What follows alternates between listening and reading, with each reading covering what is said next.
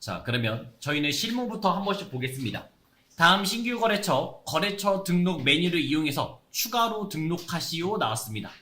거래처 등록하시면 되겠죠? 여기에 들어오시면 되겠고요. 그러면서 이제 일반 거래처인지 금융기관인지 신용카드인지 구별해서 넣으시면 되겠습니다. 일반 거래처네요. 코드 5230 쓰시면 되겠고요. 그 다음에 주식회사, 대형 토익 써주시면 되겠죠. 그 다음에 유형은 동시 되겠고요. 그 다음에 사업자 번호 108-86-13574, 대표자 성명은 박왕구, 그 다음에 업택, 제조 되겠고, 그 다음에 종목은 완구 제조 되겠습니다. 그 다음에 주소는 그냥 타이핑 쭉 쓰시면 되겠습니다. 경기도 광주시 오포 왕림로 139 쓰시면 되겠습니다. 자, 두 번째 문제. 유미기계의 기초채권 및 채무 올바른 잔액은 다음과 같다. 거래처 초기월에서 고쳐라 나왔습니다. 거래처 초기월 들어오신 다음에 그 다음에 각각을 한번 확인해 보시면 되죠. 외상매출금 한번 눌러봤고요. 알뜰 소모품은 500만원, 그 다음에 튼튼 사무기 380만원 바꿔주시면 되겠죠. 그래서 차익이 없으면 맞는 거고요. 그 다음에 이제 바드러움에서는 클래식 상사 지금 보니까 720만원, 그 다음에 강림 상사 여기는 200만원 되겠습니다. 그 다음에 마지막 외상매입금 여기서는 회원 상사가 460만원 있는데 없으니까 만드시면 되죠. F2번 눌러서 회원 그 다음에 460만원 써주시면 끝났습니다. 자, 세 번째 회전시키는 문제 되겠습니다. 정기분 재무상태표 검토한 결과 기말 재고자산 다음과 같은 오류가 발견되었다. 모두 고쳐라 나왔습니다. 자, 조심할 게 딱 하나 있네요. 원래 저희가 순서는 이거였잖아요. 500번 때 먼저 만져야 되죠. 제조 원가 명세서, 그 다음은 손익계산서, 그 다음은 잉여금 처분 계산서, 그 다음은 재무상태표. 이런 식으로 만드시면 되겠습니다. 단 재고자산 변경이 있으면요. 변경시는 뭐부터 해요? 재무상태표 만들고 요거 한번 바꿔주고 그 다음에 한 바퀴를 돌리시면 되죠. 우리가 지금 원가 명세서에서 지금 원재료비 있죠? 올바른 게 7,560만원 나왔잖아요. 요거를 바꾸고 싶어도 써져요? 안 되잖아요. 그러니까 이건 재무상태표에서 먼저 만드셔야 됩니다. 재고자산을 건들면 재무상태표. 여기서 원재료를 7,560만원 바꿔주시고 바꿨으면 일단 대차가 생겼죠? 원가 명세 들어와 보면 이제 바뀌었다라는 메시지가 나와요. 자, 그 다음에 이제 금액 확인하셔야 되죠? 5억 383만 5천원 기억하고 있다가, 왜냐면 나머지 바뀐 거 없으니까 요것만 기억하고 있다가 손익계산서에 넣으시면 되겠죠. 손익계산서 제품 매출 원가 클릭했을 때 여기에다가 바꾸시면 되죠. 5억 383만 5천원 써주시면 되겠습니다. 자, 그 다음에 갈 때는 이제 잉여금 처분계산서 여기에서는 불러오기만 눌러주시면 되겠고요. 그 다음에 미처분 이익여금을 컨트롤 C 복사하신 다음에 그 다음에 재무상태표에 다시 넣으시면 되죠. 2월 이익여금에 컨트롤 V 넣어가지고 대차가 없으시면 맞는 겁니다. 지금처럼 한 바퀴를 돌려주시면 되겠습니다. 그러니까 재고자산을 변경하면 재무상태표 먼저 만지고 그 다음에 똑같이 한 바퀴 돌리시면 문제가 없는 겁니다. 일반전표 제조부서 7월분 건강보험료 68만원 보통예금으로 납부했다. 납부한 건강보험료 50%는 회사 부담이고, 그럼 나머지 반은 누가 낸 거예요? 직원이 낸 거죠. 자, 그럼 직원이 낸 돈 계정이름? 예수금 쓰시면 되겠죠. 반이니까 34만원 되겠습니다. 부채 감소 지금 내고 있는 시점. 그 다음에 우리 회사가 내준 거는 복리후생비 34만원 가시면 되겠죠. 자, 제조부니까 복리후생비 어디로 가요? 500번대 제조로 가시면 되겠고, 그 다음에 대변의 이도 68만원 보통 예금으로 내시면 되겠죠. 자, 2번 F전자로 받아 보관하던 바드럼 350만원 만기가 돼서 돈 달라고 했어요. 그랬더니 뭐라 했어요? 잔고 부족으로 지급이 거절되었다. 부도 처리됐다 나왔습니다. 자, 우리 예전에 받으러움이 대변에 가는 세 가지 있었잖아요. 배서 양도, 두 번째는 추심, 세 번째는 할인 이렇게 있었죠.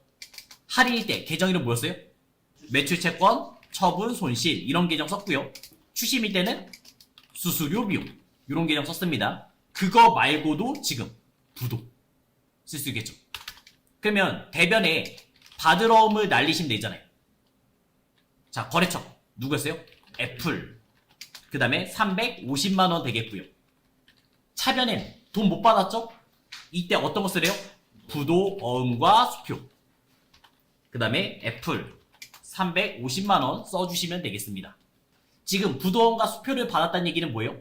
그나마 받을 가능성이 있을 때, 이거는 받을 가능성이 있을 때 쓰는 거죠. 은행에서 이거를 공증을 받아서 이제 애플 찾아갈 거예요. 그리고 돈 달라고 할 거예요. 그러면 350만원 받고 공증비 한 30만원 정도 받으시면 됩니다. 근데 아예 받을 가능성이 없어요. 받을 가능성이 없다. 그러면 차변에 뭐 써야 돼요? 대손, 충당금 쓰면 되겠고, 이걸로도 부족하면 대손, 상각비 쓰면 되겠죠. 받으러움 날리면서. 자, 그 다음 세 번째 문제.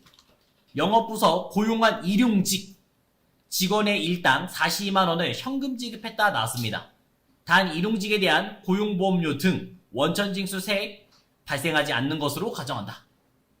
그러면 우리 직원이었으면 계정 이름 뭐예요? 급여 아니면 뭐 임금 쓰면 되겠죠. 그 다음에 외부 강사 초빙했으면요, 우리 직원 교육했어요? 교육, 훈련비 이런 계정들이 다 있겠죠. 근데 지금은 일용직이잖아요. 중요한 돈이에요? 아니에요. 그래서 계정 이름 작급 쓰시면 되겠죠. 작급 판관비로, 영업부니까 판관비로 42만원 쓰시면 되겠습니다. 그 다음에 대변에 이 돈 다 현금으로 42만원 쓰시면 되겠죠. 이런 식으로 판단하시면 되겠습니다. 500번대에 급여가 없으면 임금 쓴다는 거 잊지 마시고요. 그 다음에 우리 직원들을 교육했을 때 교육훈련비 이런 계정도 잊지 마시기 바랍니다. 자, 그 다음에 4번. 영업부서 사원이 퇴직해서 퇴직연금 500만원 확정급여형 퇴직연금에서 지급했다. 확정기여형이 있고, 그 다음에 확정급여형이 있겠죠. 확정기여형일 때 계정 이름 뭐 써요? 퇴직급여라는 계정 이름 쓰시면 되겠고, 확정급여형 때는 퇴직연금 운용자산 써주시면 되겠죠. 보통 이제 납부시가 되겠습니다. 자, 그리고 지금 확정급여형이니까 여기거죠. 회사가 다 관리해야 되는 모습이 되겠어요.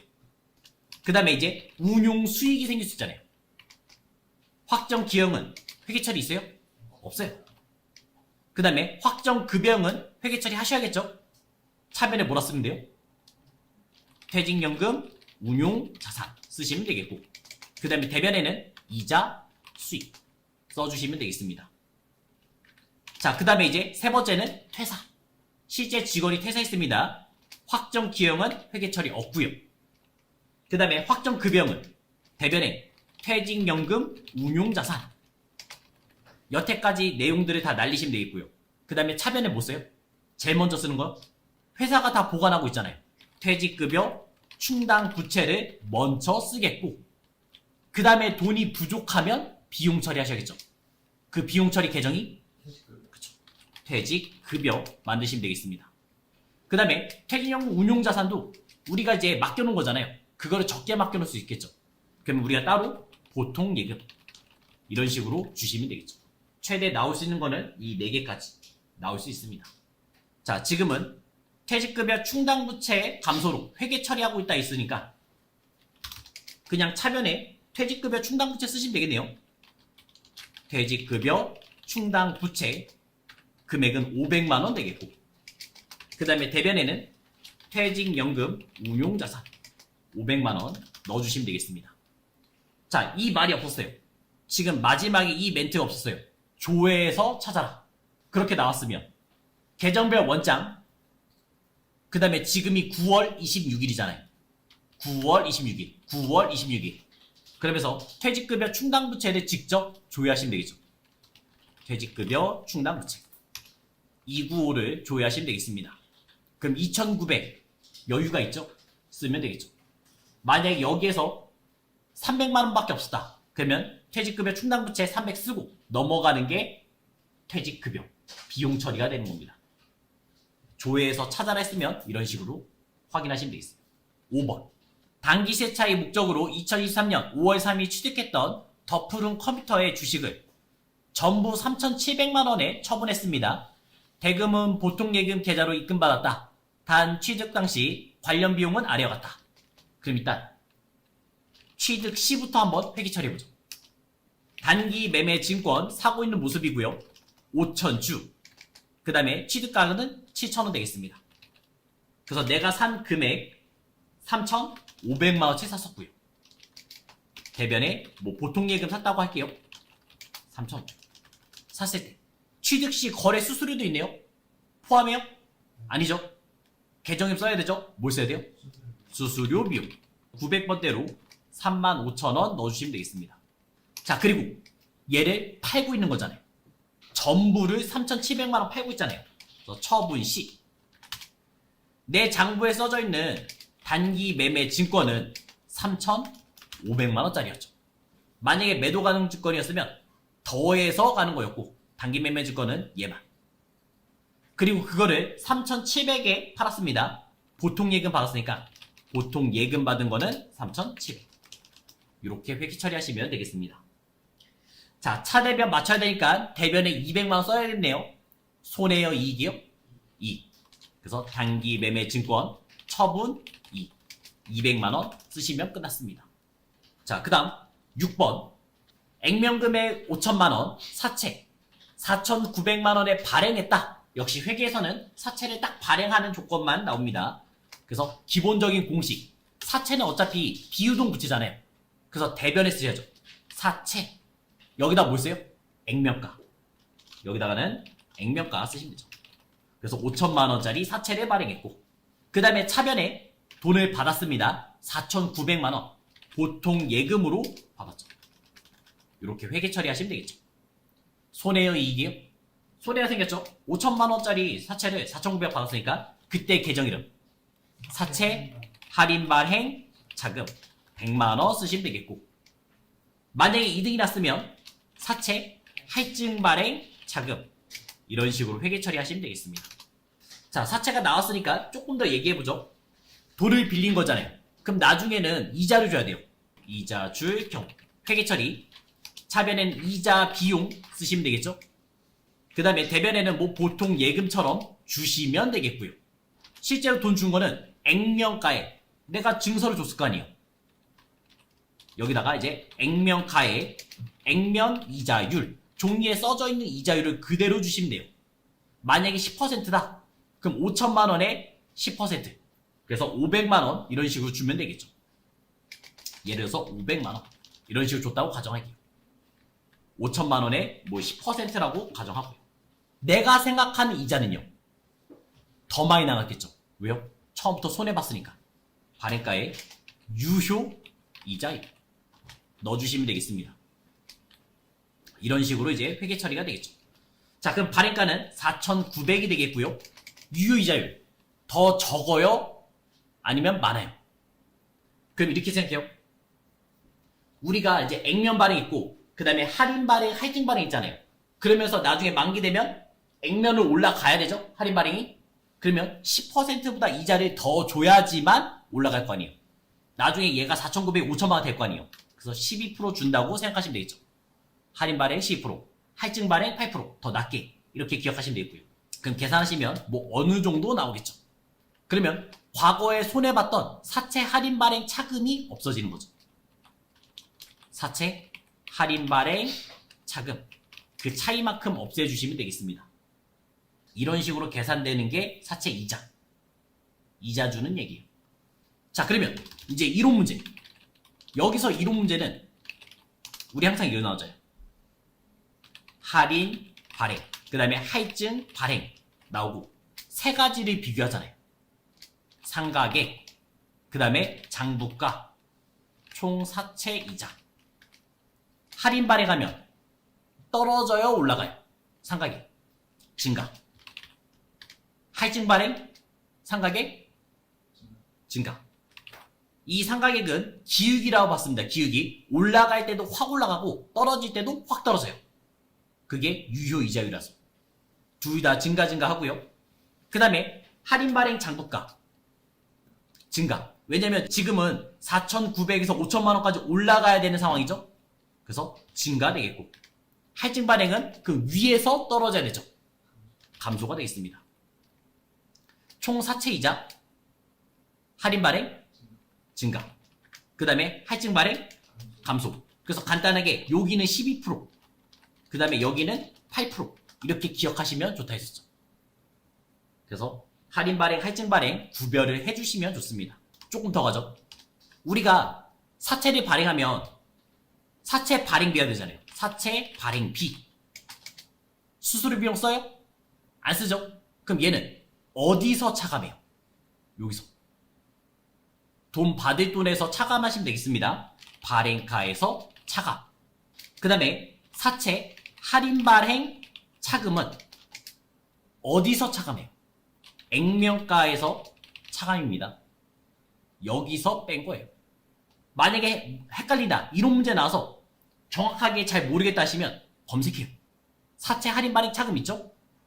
여기서 계정 과목 적요 등록에서 컨트롤 F 사채 할인 발행 차금 검색하면 차감이라 써있잖아요.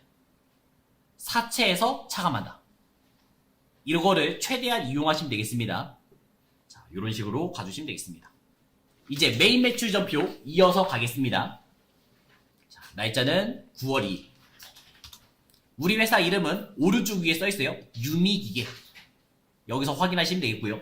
신도 기존에 제품을 판매하고 다음에 전자세면서 발급했다. 대금 중 어음. 신도 기전 발행한 것이다. 자, 우리 매입이요, 매출이요? 매출이죠? 빨간색 매출. 그래서 11번의 과세를 일단 쓰시면 되겠고요. 금액 얼마요? 1,000만 원. 그 다음에 공급처 신도 기전. 그 다음에 전자 입고. 그 다음 분계 혼합 가시면 되겠습니다. 자, 대변에 물건 다 팔았습니다. 이제 차변에 돈 받아야죠. 돈은 어떻게 받았냐? 800만 원 받은 게 있고 300만 원 받은 게 있네요. 받으러 온 800만 원 받았고, 그 다음에 나머지는 주된 거래죠? 그쵸. 외상 매출 써주시면 되겠습니다. 메인 매출 전표 1번 문제였고요. 그 다음 2번 제조부서 생산직 직원들에게 제공할 작업복 10벌을 인천 상해로부터 구입했고요. 우리카드 결제했다. 단 회사는 작업복 구입 시 즉시 비용 처리한다 나왔습니다. 자, 그러면 9월 10일 가주겠습니다. 이번에 돈을 썼으니까 매입 쪽이고요. 증빙 서류 뭐 있어요? 카드. 그러면 57에 카과 쓰시면 되겠죠. 금액은 49만 5천 원 쓰시면 알아서 찢어집니다. 공급 대가를 써주시면 되겠고요. 그 다음에 공급처 인천 상해. 그 다음에 신용카드사 여기 위에 써져 있죠. 우리카드 법인 써있죠. 우리카드. 그 다음 분계 4번에 카드 가시면 편하겠죠. 카드는 그냥 4번. 우리 원재료 산 거 아니잖아요. 우리 직원을 위해 샀죠. 계정 이름 공유생비 제조로 넣으시면 되겠습니다. 이렇게 만드시면 끝났죠. 자, 세 번째 미국의 제품 100개 한 개당 판매 금액은 1,000달러를 직접 수출했습니다. 대금 보통 예금 계좌로 송금받았다. 선적일 10월 5일 기준 환율은 1,000원. 수출 신고 번호 입력은 생략한다 나왔습니다. 10월 5일. 자, 유형 16번에 수출 쓰시면 되죠. 그 다음에 곱하시면 되잖아요. 100개 곱하기 1,000달러. 그 다음에 1달러당 환율 1,000원. 셋 다 곱하시면 되겠네요. 그럼 얼마나요? 1억 나오면 되겠습니다. 누구한테요? PYB 여기 써주시면 되겠고요. 그 다음에 영세 직접 수출은 1번이죠. 그 다음에 수출 신고 번호는 생략이니까 엔터. 그 다음 분계 혼합 가시면 되겠습니다. 자, 대변 물건 다 팔았습니다. 차변에 돈 받아야죠. 그 돈 어떻게 받기로 했어요? 보통예금. 여기서 보통예금 써주시면 되겠습니다. 여기서 맨날 나오는 게 선적일 날짜 나오고 그 다음에 수출 신고일자 나오죠? 그럼 항상 누구 써요? 선적일자 쓰죠? 왜냐면 수출 신고하면 30일 이내로만 선적하면 돼요. 그럼 30일이라는 시간이 있잖아요. 그때 환율이 바뀌는 거예요. 그래서 선적일 환율로 넣어주시면 되는 겁니다. 자, 4번 10월 20일 영업부서 직원들 직무 역량 강화를 위해서 도서를 벌써 끝났어요. 그리고 문제 요거 부분 끝났어요. 전자 계산서죠? 세금이라는 단어 있어요? 없잖아요. 그럼 얘 뭐예요? 면세가 되겠죠. 그거를 현금으로 구매했고 전자 계산서 발급받았다. 날짜 10월 22일 가겠습니다. 자, 일단 산 거니까 매입 쪽이고 그 중에서 면세 넣으시면 되죠. 그러면 53면세 쓰시면 되겠고요. 그 다음에 이제 금액 엔터 치신 다음에 137만 5천원 써주시면 되겠습니다. 거래처 영건 서점, 그 다음에 전자 입고, 그 다음 분계 혼합 가시면 되겠습니다. 차변에 산 거는 책이죠? 계좌는 뭐예요? 도서 인쇄비. 그 중에서 영업부니까 800번대로 가주시면 되겠고요. 그 다음에 대변 이돈탕 어떻게 줬냐? 현금으로 줬다. 현금 써주시면 되겠습니다. 자, 그 다음 5번 개인 소비자 제품 880만원에 판매했습니다. 현금 영수증을 발급했다. 판매 대금은 보통 예금 계좌로 받았다 나왔습니다. 자, 물건 팔았고 적격 증빙 서류 현금 영수증 발급했습니다. 날짜 11월 2일. 그럼 유형은 22번의 현과. 그 다음에 금액 공급 대가 880만원 쓰시면 알아서 찢어지고요. 그 다음에 공급처 없죠? 그냥 개인 소비자 아무것도 안 줬으니까 그냥 엔터 넘기시면 되겠습니다. 그 다음 분계 혼합 가시면 되겠죠. 자, 그럼 대변에 물건 다 팔았으니까 차변에 돈 받을게요. 이 돈은 다 보통 예금 받았다. 보통 예금 써주시면 되겠습니다. 6번 매출거래처에 보낼 연말 선물로 홍성백화점에서 생활용품 세트를 구입했고요. 아래 전자세금결서를 발급받았으며 대금은 국민카드, 법인카드로 결제했다. 전자세금계산서, 저희 카드 이 두 가지가 만나면 누가 우선순위요?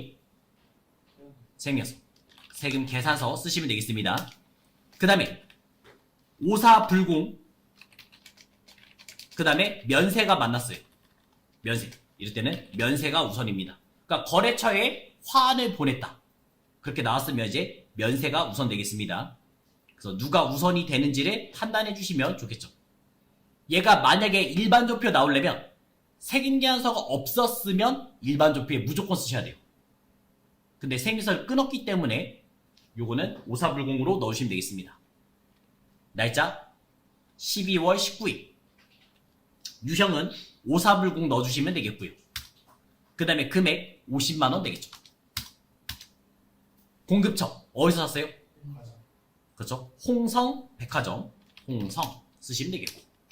그 다음에 전자 입고, 그 다음에 불공제 사유 F2번 눌러서 보시면 되겠죠. 이번에 바뀐 기업 업무 추진비, 요게 이제 접대비가 되는 거죠. 그래서 4번으로 넣어주시면 되겠습니다. 그 다음 분계, 이런 거는 선택이에요. 이제 카드 갈지 아니면 혼합 갈지 선택입니다. 저는 그냥 혼합으로 갈게요. 차변 기업 업무 추진비 가주시면 되겠고요. 그 다음에 매출거래처니까 500번대예요? 800번대예요? 800번대 가셔야죠. 800번대에 기업 업무 추진비 넣어주시면 되겠고요. 그 다음에 대변에 주된거래 하니까 미지급금 넣으시면 되겠습니다. 거래처 바꿔야죠. 누구한테 갚아야 돼요? 그렇죠. 카드 회사한테 갚아야죠. 국민카드 넣어주시면 되겠습니다. 그럼 빨갛게 나올 거예요. 자, 그 다음에 이제 문제 4번 수정하는 문제. 경영관리부서 직원들을 위해서 확정급여요. 역시 또 나왔네요. 퇴직연금에 가입하고 보통예금 계좌 1,400만원 이체했으나 회계 담당자는 확정기여형 퇴직연금 가입한 것으로 회계 처리했다. 자, 이런 거는 고민 안 하셔도 됩니다. 그냥 바꾸면 끝이에요. 일반 전표 7월 30일 가서 그럼 퇴직급여 대신 뭐로 바꾸면 돼요? 퇴직연금 운용자산 바꾸시면 되겠죠. 이런 식으로 그냥 바꾸기만 하면 돼요. 더 이상 문제가 없어요. 항상 요 정도면 끝나겠고요. 자, 그 다음에 두 번째 문제는 영업부서 매출거래처 선물하기 위해서 다다마트에서 현금으로 구입한 선물 세트 500만원. 이거를 복리후생으로 회계 처리했습니다. 그럼 얘는 메인 매출 전표 가셔야겠죠. 부가세 있으니까 10월 28일. 자, 요거를 공제되는 과세로 써놨는데 알고 보니까 뭐였어요? 오사불공이었죠. 그리고 이제 불공사유를 쓰시면 되겠죠. 자, 여기서는 또 기업 업무 추진비, 접대기 바뀐 게 기업 업무 추진비 넣어주시면 되겠습니다. 이 출금 계정은 현금 쓴 거는 돈이 나갔다는 그냥 얘기죠. 차변에 계정 이름만 바꾸시면 되겠죠. 그렇죠. 기업 업무 추진비 넣어주시면 되겠습니다. 영업부서니까 800번대로 바꿔주시면 되겠죠. 문제 5번 결산 되겠습니다. 자동인지 수동인지 판단하시면 되겠습니다. 제일 먼저 푸는 거는 수동. 그 다음은 자동을 풀면 되겠죠. 첫 번째는 수동, 두 번째는 자동. 그럼 자동이 5개. 뭐뭐 있어요? 상품, 제품, 제공품, 원재료.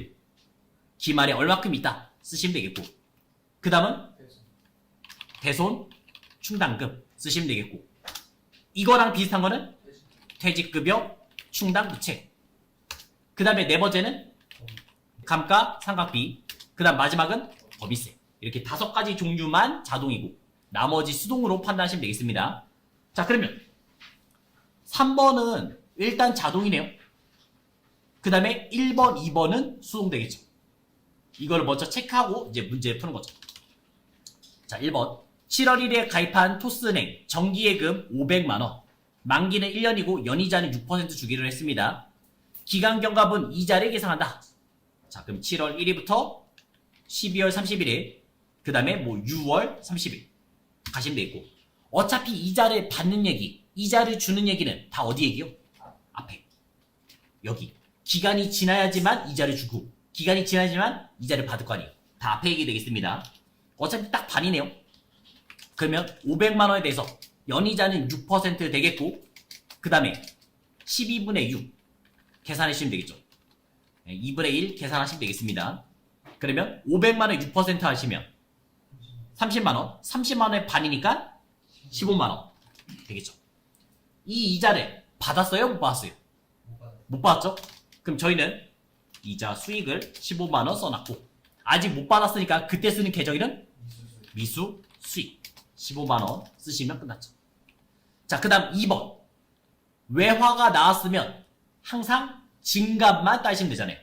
외상매입금 계정 중국에 소재한 거래처 상하이에 대한 외상매입금 지금 200만원 있었는데 2,000달러예요. 그 다음에 결산이 환율은 1,040원 됐습니다. 일단 200만원을 지금 2,000달러로 나누시면, 그러면 이제 1달러당 금액이 나올 거 아니에요. 1,000원이었죠? 그리고 결산이 환율은 1,040원이 된 겁니다. 우리는 증감만 따지니까 40원의 차이가 있었고, 그 다음에 몇 달러요? 2,000달러요. 요것만 계산하시면 끝났죠. 8만원 되겠습니다. 그리고 나서 이제 손해인지 이익인지 판단하세요. 손해요, 이익이요? 자, 한번 외상 매입금이요. 내가 샀을 때 지금 1,000원에 샀는데 1,040원으로 갚으라는 얘기잖아요. 부채가 증가한 거죠? 손해가 되겠죠. 시점을 잘 보셔야 됩니다. 외상 매입이요. 내가 샀을 때요. 1,000원에 샀어요. 근데 지금 1,040원으로 갚아라. 그런 의미가 된 겁니다. 그럼 8만원 손해니까 차변에 외화, 환산, 손실 8만원 되겠고, 그 다음에 대변에는 그만큼 부채가 증감되죠. 외상 매입금 거래처 상하이 8만원 되겠습니다. 자, 세 번째. 매출채권 잔액에 대해서만 1% 대손충당금 보충한다 써 있습니다. 자, 그러면 매출채권이 뭔지는 판단하셔야죠. 매출채권 하시면 뭐뭐 있어요? 외상, 매출금. 또 하나는 받으러 쓰시면 되겠습니다. 근데 좀 문제가 특이하네요. 왜냐면 기중의 충당금에 대한 회계 처리는 무시하고 이걸로 해달라는 얘기예요. 우리가 결산 문제는 결산자료 입력 들어오신 다음에 처음에 엔터 치고 시작했잖아요. 그리고 대손상각 눌러서 1% 돼 있죠? 1% 외상매출금 받으러 남기시면 되겠습니다. 그 다음 나머지는 스페이스바로 지우는 거죠. 그리고 결산 반영 누르면 끝나는 거였어요. 근데 이번 문제는 이거 무시하려면요. 문제를 잘 읽어보면 이렇게 써 있습니다. 기중에 충당금에 대한 회계 처리는 무시하고 이걸로 가래요. 얘로. 자, 걱정할 거 없습니다. 일단 우리가 1% 말하는 거는 이거예요. 내가 지금 외상 매출금 1,500만원 외상 매출금 1,500만원 받을 돈이 있는데 이 중에서 1%를 못 받을 것 같다. 이렇게 말한 거예요. 얼마 만들겠다는 얘기예요. 15만원을 만들겠다는 얘기예요. 1,500만원 1% 하면 15만원을 만들 예정입니다. 근데 현재 얼마 있어요? 7만원 있잖아요. 그러니까 8만원 채워 넣으란 얘기예요. 8만원 채워 넣으시면 끝입니다. 그럼 어디다 쓰면 돼요? 외상 매출금, 컨트롤 F, 외상 매출금. 여기다가 이제 8만원 쓰시면 다 한 거예요. 그 다음에 받으러 오면 1% 하면 12만원 만들겠다 했죠? 근데 지금 15만원이 했어요. 돈이 많아요. 그럼 이번에 3만원 꺼내야겠죠? 마이너스 3만원 쓰시면 되겠습니다. 이러면 끝나요. 다 했으니까 전표 추가 누르시면 되겠죠. 자, 문제 6번 조회 나왔습니다. 1기 부가가치세 예정신고 반영된 자료 중 현금 영수 중 발행된 과세 매출 공급가액은 얼마냐 물어봤습니다. 어디 가셔야 돼요? 회계관리에서 메인 매출 장에서 보시면 되겠죠. 1월부터 3월까지. 그 다음에 매출에 대해서 보시면 되겠죠. 22번에 현과를 조회하시면 되겠죠. 자, 누구 읽어야 돼요? 이 중에 월계, 분기, 반기, 누계 이렇게 써있는데 누구 읽어야 돼요? 분기. 왜요? 1월부터 3월이니까 1분기, 2분기 있죠? 그 분기를 읽으셔야 됩니다. 지금 금액이 다 똑같아서 뭐 차이가 없었는데 만약에 달랐으면 그때는 분기를 읽으시면 돼요. 지금 공급 가액 물어봤으니까 70만원. 자, 그 다음 두 번째 6월 한 달 동안 발생한 제조 원가 중 현금으로 지급한 금액 얼마냐 물어봤습니다. 6월 한 달 동안. 자, 일단 6월 한 달 동안 나왔으니까 이 월별로 나온 거는 제조기 어디요? 월계표.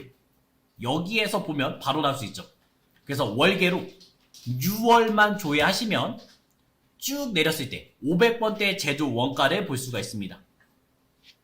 그리고 이제 현금으로 얼마나 줬냐 물어보시면 되겠죠. 현금 확인해 주시면 되겠습니다. 316만 2,300원. 끝났죠.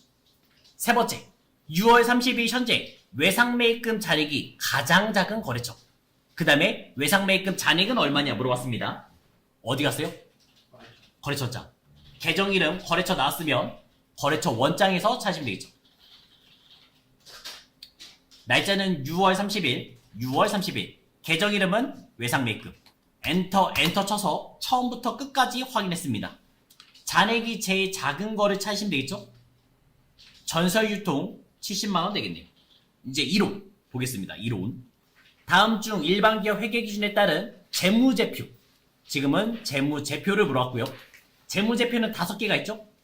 첫 번째, 재무상태표. 나오면 일정 시점이라는 얘기가 나올 거고 자산부채 자본에 관한 얘기가 나오겠습니다. 그 다음 두 번째는 손익계산서. 요거는 일정 기간, 그 다음에 경영성과 이런 얘기가 나오겠고요. 그 다음에 세 번째, 현금 흐름표. 네 번째, 자본 변동표. 그 다음에 다섯 번째는 주석. 그게 이제 재무제표의 5개 되겠습니다. 그럼 거기에 해당되지 않는 것은 물어봤죠. 1번에 3번. 자, 그 다음에 2번. 정액법의 감가상각 계산할 때 관련 없는 것은, 이거는 이제 공식을 알고 있어야 되죠.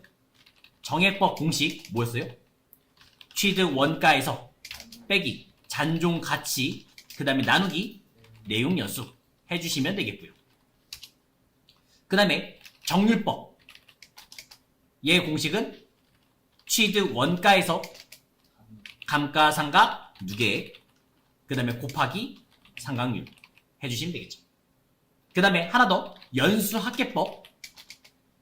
요거는 정액법이랑 거의 비슷했습니다.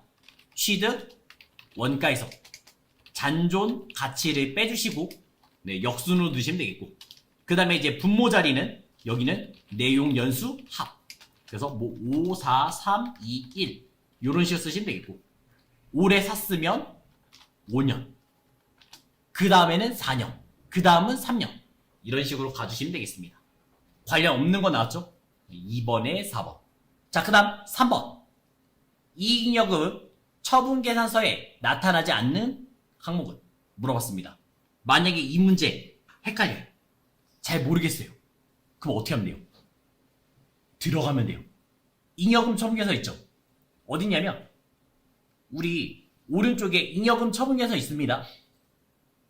여기 들어가봐요. 그럼 현금 배당과 주식 배당에 관한 얘기가 나올 거예요. 들어와서 내용을 보면 이익준비금. 이익준비금 몇 %요? 10%. 누구의 10%요? 이익준비금? 이거 법정적립금이잖아요. 현금 배당의 10%. 그걸 이익준비금 만드시면 되는 거죠. 그 다음에 현금 배당, 주식 배당 이 내용들을 볼 수가 있습니다. 그래서 이익준비금 있고 현금 배당, 주식 배당 당연히 있죠. 그러면서 또 임의적립금 하시면 회사 나름대로 정관위에서 적립하는 돈들 사업확장 적립금, 그 다음에 감채 적립금 이런 내용도 쓸 수가 있겠죠. 자기 주식은 들어온 자리가 없습니다. 그래서 3번에 2번 되는 거죠. 4번. 다음 중 수익 인식 기준 물어봤습니다. 내가 언제 돈을 벌었냐? 그런 얘기가 되겠죠. 위탁 매출. 내가 물건을 팔아달라 하는 거죠. 못 팔아서 저를 위탁자. 받는 사람, TV 홈쇼핑을 수탁자 되겠습니다. 그 사람이 팔았을 때, 수탁자가 팔았을 때 수익으로 인식하시면 되겠죠. 지금 위탁자가 수탁자로부터 판매 대금을 지급받았을 때 아니죠. 수탁자가 판매했을 때. 그 다음에 상품권은 언제요? 상품권이 회수됐을 때. 나한테 다시 들어오면 그때 수익으로 인식하시면 되고, 그럼 상품권을 팔았을 때 계정에는 뭐 있어요? 선수금. 그때는 부채로 잡으셔야죠. 그 다음에 단기 할부 판매. 상품을 인도했을 때, 물건을 넘겼을 때 팔았다 보시면 되겠고요. 그러면 이런 거 있잖아요. 장기 할부 판매, 중간 지급 조건부, 완성도 기준 지급 이런 내용이 있었잖아요. 중간 지급 조건부 하시면 계약금, 중도금, 잔금 이런 얘기였고, 완성도 기준 지급하시면 배나 아파트를 생각하면 된다 했습니다. 뭐 30% 시점, 50% 시점, 70% 시점. 그때는 언제요? 각 부분을 받기로 할 때 되겠죠. 이때 수익으로 인식하시면 되겠습니다. 재화의 이동이 필요하면 인도했을 때 물건을 팔았다 이렇게 보시면 되겠고, 그 다음에 재화의 이동이 필요하지 않는 경우는 사용할 때, 재화가 뭐 이용 가능하게 될 때 그때 팔았다 보시면 되겠고, 그 다음에 뭐 현금, 외상, 할부 판매는 인도 시점에 가주시면 되겠죠. 장기 할부, 완성도 기준, 중간 지급 조건부는 대가의 각 부분을 받기로 할 때, 그때마다 공급 시기, 수익으로 인식해 주시면 되겠습니다. 폐업시 잔존제한은 폐업할 때, 자판기는 현금을 인취했을 때, 꺼냈을 때, 그런 얘기가 이제 여기서 나오는 거죠. 자, 그 다음 5번. 다음 중 개정 과목 분류가 나머지랑 다른 것은 물어봤어요. 자, 첫 번째, 보증금의 성격이네요. 임차 보증금, 그 다음에 전세권, 두 가지 있죠? 이 두 가지는 어디 들어가요? 기타 비유동 자산 가시면 되겠고, 그 다음에 무형자산에 지금 보이는 산업재산권, 그 다음에 프랜차이즈, 소프트웨어 다 넣을 수가 있습니다. 권리금은요? 권리금은 기타 비유동 자산이 들어가요? 무형자산이 들어가요? 무형자산. 6번. 자본의 종류 나누겠습니다. 자본은 5개로 되어 있죠? 첫 번째, 자본금. 여기서는 뭐 주식수 곱하기 액면가. 요것만 기억하시면 되겠고요. 뭐 보통주가 있고 우선주가 있다. 두 번째는 플러스 느낌. 자본잉여금. 자본잉여금 종류는 주식 발행, 초과금, 그 다음에 감자 차익, 그 다음에 자기 주식 처분이익 되겠죠. 이거는 주식을 발행했을 때, 유상증자했을 때 이득 난 거고, 감자 차익은 주식을 태웠을 때 이득 난 거고, 얘는 시중에 내 주식을 사서 팔았을 때 이득 난 거죠. 세 번째, 자본 조정 하시면 일단 기본적으로 마이너스 느낌, 그 다음에 플러스 알파, 어디도 갈 수 없으면 자본 조정 되겠습니다. 그래서 주식, 할인 발행, 자금, 감자, 차손, 자기 주식, 처분, 손실. 이거 말고도 자기 주식. 그 다음에 주주총회 때 현금 주기를 하겠다, 주식 주기를 하겠다 했잖아요. 그때 주식 주기를 하겠다 말했어요. 계정 이름? 미지급, 배당금, 요거는 부채입니다. 얘는 여기 안 들어와요. 얘는 이제 현금 주기를 하겠다예요. 현금 주기로 하겠다 했을 때 미지급 배당금 부채고요. 주식 주기를 하겠다 하면 미교부 주식 배당금. 아직 교부하지 않은, 주지 않는 배당금이 이제 자본 조정에 들어오겠습니다. 그 다음에 뭐 배당, 건설, 이자. 그 다음에 스톡 옵션. 이게 이제 주식, 매수, 선택권. 뭐 이런 식으로 종류가 상당히 많아요. 그래서 처음 들어봤으면 다 자본 조정이라 생각하시면 되겠어요. 임시 계정. 네, 임시입니다. 그러니까 예를 들어서 뭐 청약도 다 여기 들어오겠죠. 우리가 이제 주식을 청약으로 살 수도 있습니다. 네, 그런 것도 다 자본 조정 쪽에 들어오겠고요. 그 다음 네 번째는 평가죠. 네, 기타, 포괄, 손익, 누계.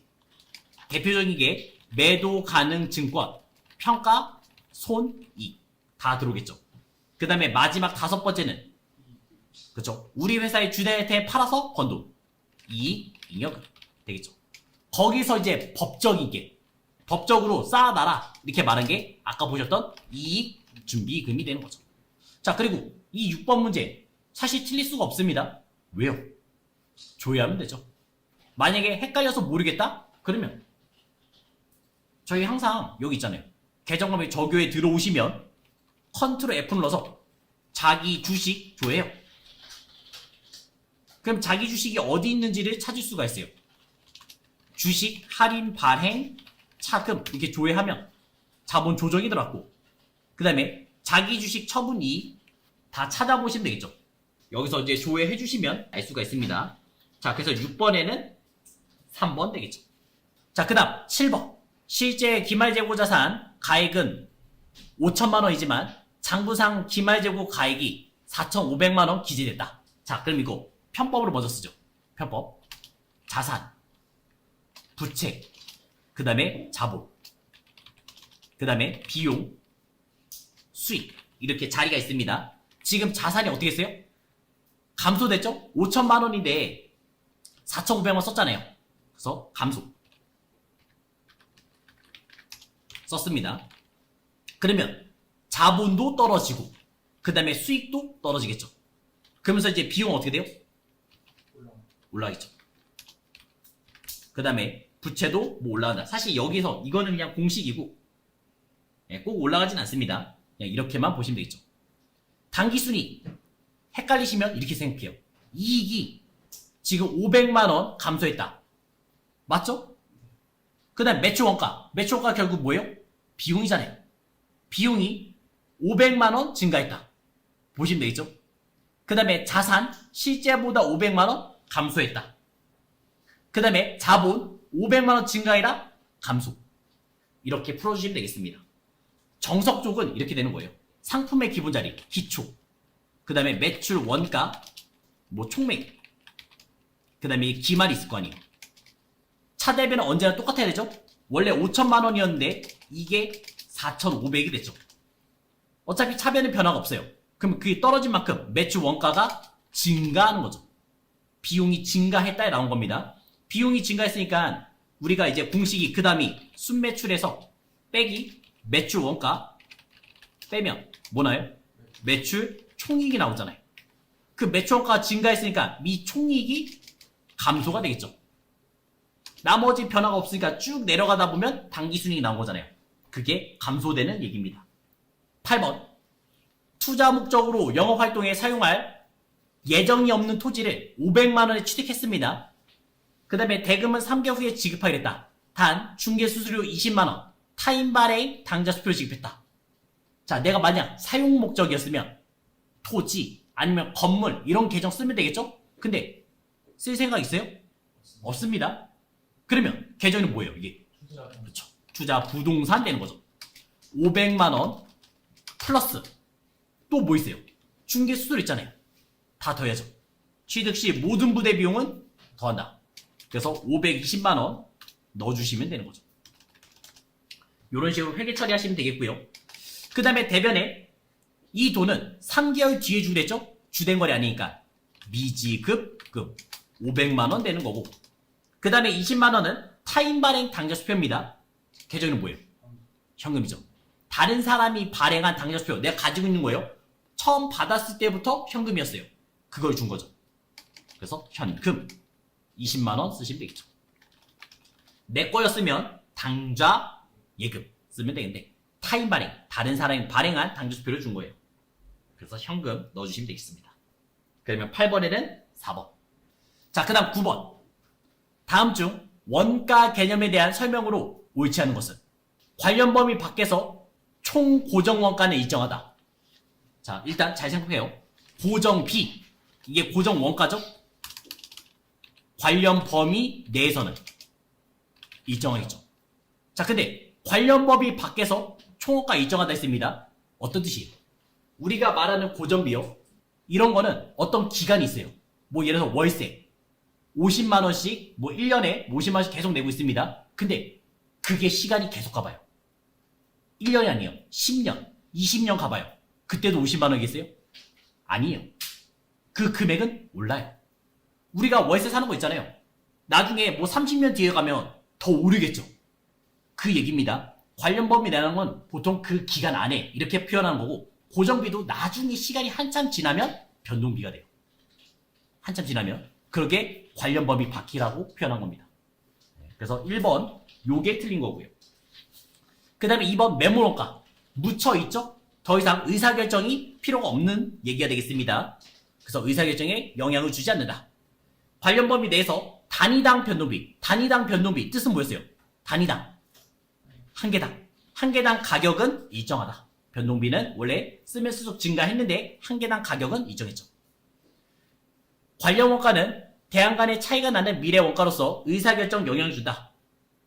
상관이 없으면 비관련 원가, 그 중에 대표적인 게 매몰 원가고, 그 다음에 관련이 있으면 관련 원가 가시면 되겠죠. 9번에 1번 되겠습니다. 자, 10번. 다음 중 제조 원가 명세서. 요거는 오랜만에 첫 번째 계산 문제를 한번 써보죠. 첫 번째 계산 문제는 원재료, 그 다음에 두 번째 T는 제공품, 그 다음에 마지막 T는 제품. 자, 어차피 셋 다 재고자산이니까 기초, 그 다음에 원재료는 사야 되죠? 총매입 쓰시면 되겠고, 그 다음에 원재료의 대변 자리는 직접 재료비 쓰시면 되겠죠. 기말 이렇게 만들었고요. 그 다음에 제공품, 사실 여기가 제일 중요하죠. 기초. 그 다음에 완성된 자리, 이름 뭐예요? 단기 제품 제조원가. 제공품의 차별, 여기는 세 가지 들어가죠. 직접 재료비, 직접 노무비, 제조 간접비. 이 세 가지를 합쳐서 뭐라 불러요? 단기 총 제조원가, 이렇게 말하겠습니다. 직접 재료비, 직접 노무비, 제조 간접비, 이 세 가지 합쳐서 단기 총 제조원가. 그 다음에 이제 기말 쓰시면 되겠죠. 그 다음에 이제 제품, 차변은 어차피 기초, 그 다음에 대변은 매출 원가 쓰시면 되겠고, 그 다음에 공장에서 만든 거를 본사 보낼 거 아니에요. 그래서 단기 제품 제조 원가가 차변에 들어오겠고, 그 다음에 이제 기말 쓰시면 되겠죠. 그럼 우리는 잘라야 되죠? 여기까지 자르시면 되겠습니다. 그래서 이 왼쪽을, 여기까지 왼쪽을 제조 원가 명세서에서 확인하시면 되겠고요. 그 다음에 이 오른쪽, 이 부분을 손익 계산서에서 찾으시면 되겠죠. 단기 제품 제조 원가 양쪽에 둘 다 들어갑니다. 이게 어디서 확인하셔야 돼요? 제조 원가 명세서. 회전시키는 1번 문제잖아요. 제조 원가 명세서에서 확인한 다음에 손익 계산서 제품 매출 원가 눌렀을 때 바꿔주잖아요. 그거를 생각하시면 되겠죠. 자, 제조 원가 명세서에서 제공하는 정보가 아닌 것은, 그러면 10번에 4번 매출 원가 되겠습니다. 요거는 손익 계산서에서 확인하시면 되겠죠. 자, 그 다음 11번. 다음 중 보조 부분 원가 배부 기준. 첫 번째는 인과 관계 기준. 사실 요거 하나만 기억하셔야 돼요. 가장 합리적이다. 그 다음에 두 번째는 부담 능력 기준이 있고, 세 번째는 수혜 기준, 혜택 받는 사람이 좀 더 내라. 비용을 내라. 그 다음에 뭐 공정성과 공평성 기준 이렇게 나눌 수가 있습니다. 그 중에서 인과관계 하시면 되겠죠. 요거는 감각적으로 풀 수 있다 했어요. 공장에서 두 개의 제품을 만들고 있습니다. A 제품은 70%의 면적을 차지하고 있고 B 제품은 30% 면적에서 생산하고 있어요. 그러면서 이제 임차료가 100만원 나왔으면 그 금액을 쪼개는 얘기가 되겠죠. 그런 기준이 인과관계 기준이에요. 자, 건물 관리 부분 비용이 나왔을 거 아니에요. 그럼 어떻게 나누겠냐? 면적에 따라서 나눠주겠다. 그 다음에 공장 인사관리 부문 급여 총액 아니죠. 사람 수로 나눠주는 게 제일 좋겠죠. 전력, 전기를 얼마큼 썼냐 사용량에 따라서 나누시면 되고 수선 부분 얼마큼 고쳤냐 이렇게 수선 시간 뭐 이런 식으로 나누시면 되겠습니다. 그래서 11번에는 2번 되겠고요. 자, 그 다음 12번 기초 5,000개 70% 일이 되어 있고요. 그 다음에 착수 35,000개 있습니다. 그 다음에 이제 완성 3만 개 있고요. 그 다음에 이제 기말은 10,000개. 공장에 남아있는 게 이제 30% 있죠. 자, 그러면 저희가 구해드린 게 평균법, 선의선출법. 여기서 재료비랑 가공비, 그 다음에 가공비 이 두 가지만 계산할 수 있으면 끝났죠. 평균법의 재료비는 이번에 다 사왔다는 가정이죠. 차대는 어디를 봐도 상관없다 했습니다. 몇 개예요? 4만 개. 그렇죠. 다 더하시면 되겠죠.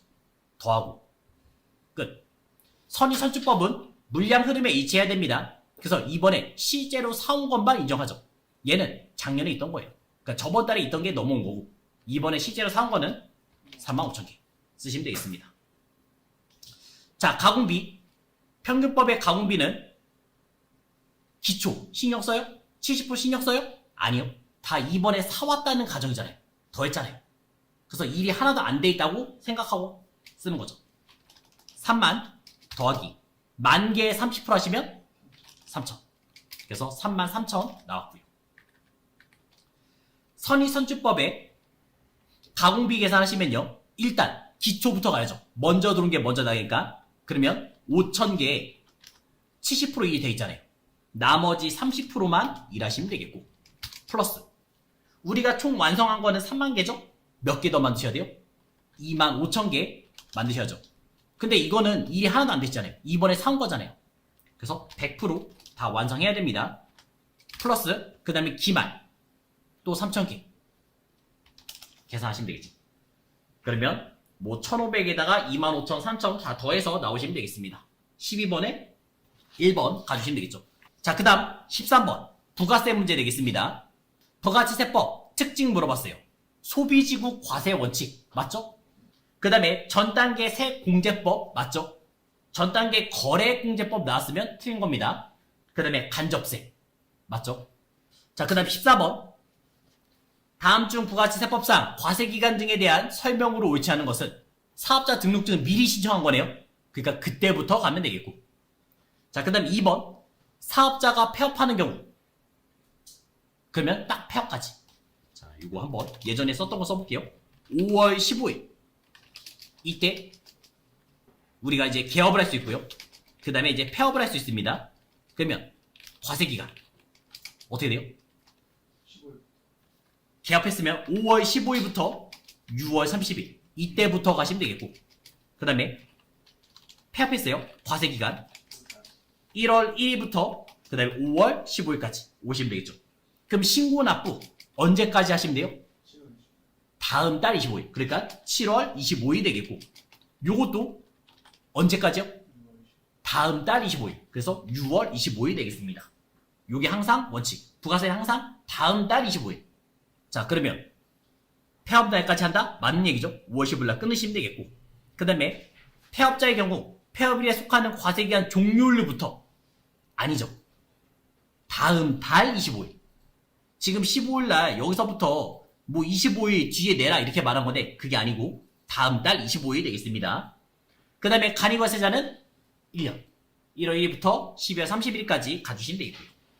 15번 마지막 15번 다음 중 부가치세법상 매입세 공제 공제가 가능한 거 물어봤습니다. 자, 첫 번째. 사업과 관련해서 접대래요. 오사불공이죠. 그 다음에 CC 보니까 1000cc도 넘어갔죠? 오사불공 되겠고요. 그 다음에 제조부서에 화물차 수리했습니다. 이거는 인정되잖아요. 차 고친 거 인정되니까 공제 가능하겠고요. 그 다음에 회계부서에서 사용할 물품 구매하고 간이 영수증 받았습니다. 적격 증빙 서류 아니에요. 그러니까 인정 안 되겠죠. 15번에 3번 나오시면 되겠습니다.